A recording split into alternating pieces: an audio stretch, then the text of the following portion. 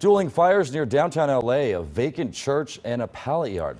Now, the pallet fire was at Mateo and Damon Streets, just blocks from the church fire on East 18th Street, just hours earlier. CBS 2's Joy Benedict has the investigation into both fires.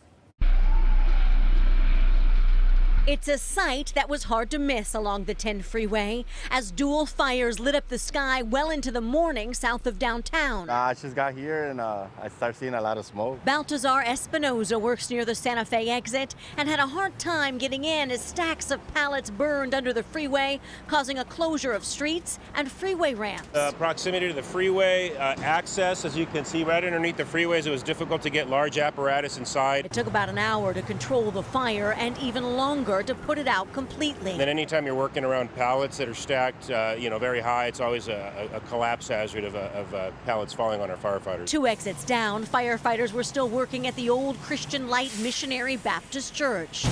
The call first came in around 8 Friday night about a fire outside the building. But when crews responded, they realized the fire started on the second floor of what was supposed to be a vacant structure. The church, built back in 1903, was too far gone to save, as firefighters had to move resources to the outside to protect the buildings nearby. The building is a total loss, and we're still currently working on getting an overhaul and investigation done on that building. Today, they brought in the RS-3 firefighting robot to go inside to find hot spots. We have a remote control firefighting robot that's going to go out there, and it's going to get into some of the spots that are just too unsafe for firefighters to go inside. Arson investigators are trying to figure out what started this fire, but neighbors say the building was abandoned, had been broken into, and recently had people squatting inside. It's a possibility, but I really don't want to speculate until our arson investigators make a final determination. And although the cause of the pallet fire is still under investigation, I'm told it actually started underneath the off-ramp of the 10 freeway.